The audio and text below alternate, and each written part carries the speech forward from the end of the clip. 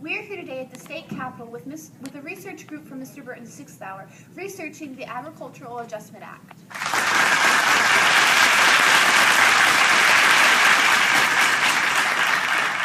This act was passed during Franklin D. Roosevelt's presidential term, and he was inaugurated in 1933. He was described in a 1946 book by Francis Perkins as a man who didn't like concentrated responsibility, and agreeing with other people who had found right-minded and trying to do the right thing was as necessary as air to breathe to him.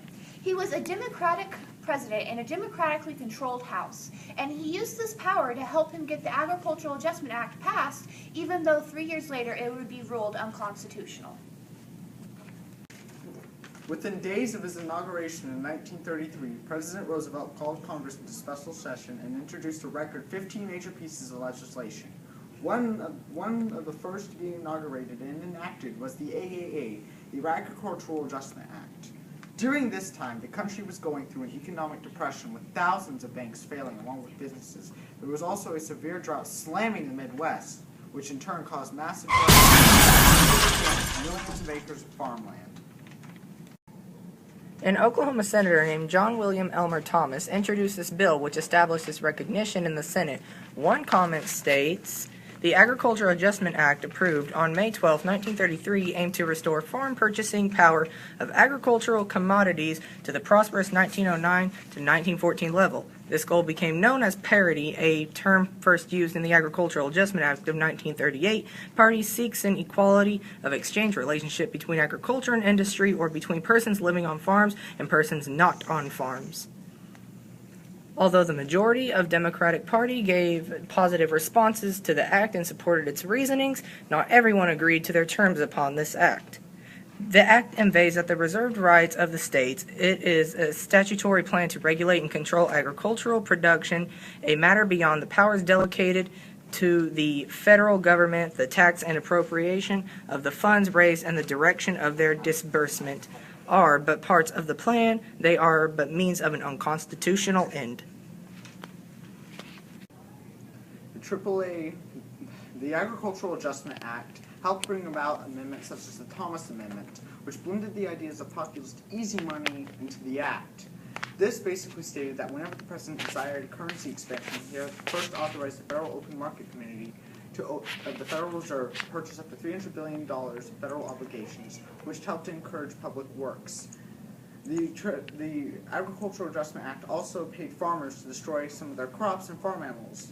One such example can be seen in 1933 when the federal government paid cotton farmers up to $100 million to plow millions of acres of farmland. Here at the Southmore News Lab, we have researched the answer to, did this program actually help?